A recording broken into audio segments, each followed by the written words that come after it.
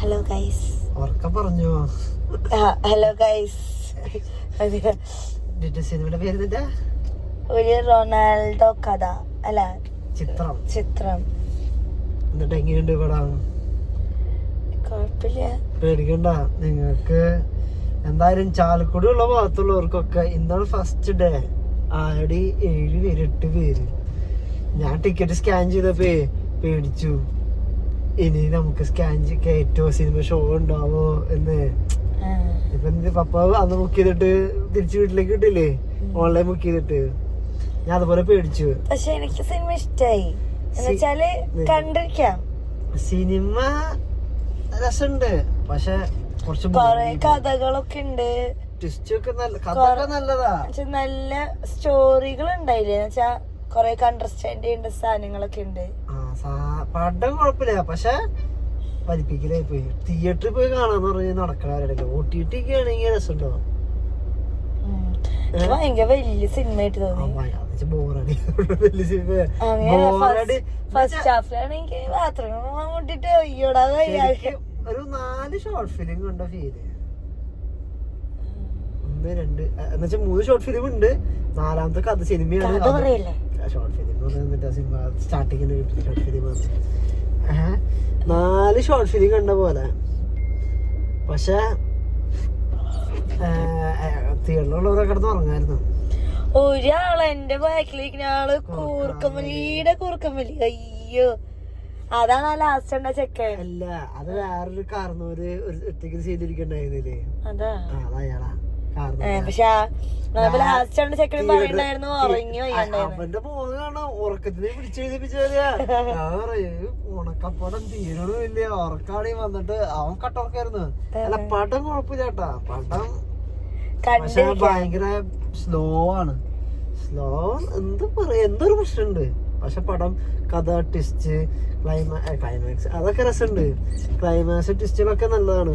പക്ഷെ something is കുറവുണ്ട്.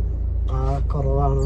പിന്നെ ആ നടൻ ആളെ വെച്ചതുകൊണ്ടായിരിക്കാം തിയേറ്ററിൽ ആരുമില്ല.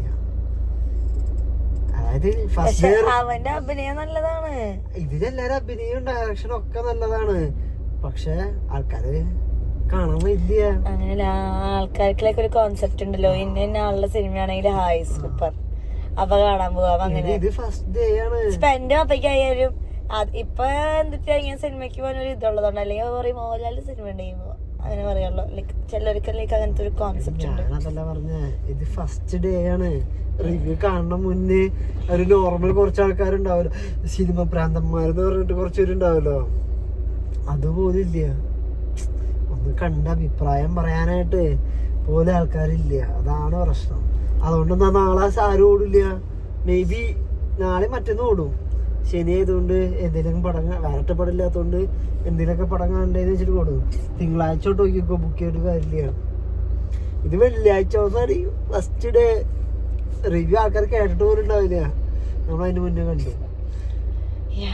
പക്ഷെ ട്വിസ്റ്റ് ഒക്കെ ക്ലൈമാക്സ് ഒക്കെ എനിക്ക് ഇഷ്ടപ്പെട്ടു. രസമുണ്ട്, പടം രസമുണ്ട്. പക്ഷെ ഭയങ്കര വലിപ്പിക്കലായി പോയി.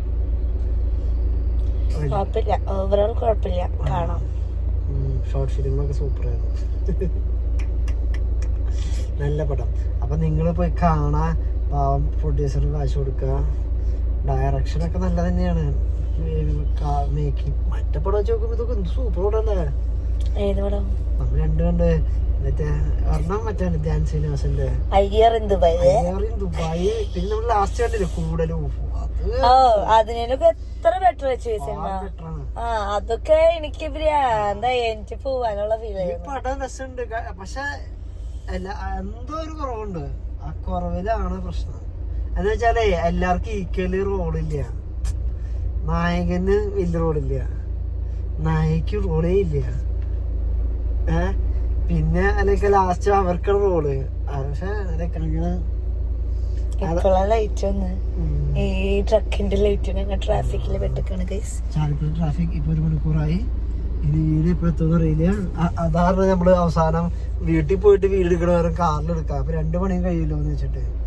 അല്ലെങ്കിൽ ബ്ലോക്കിൽ ഇങ്ങനെ പെടും. അപ്പൊ എല്ലാരും പോയി കാണുക. സൂപ്പർ. Bye, good night.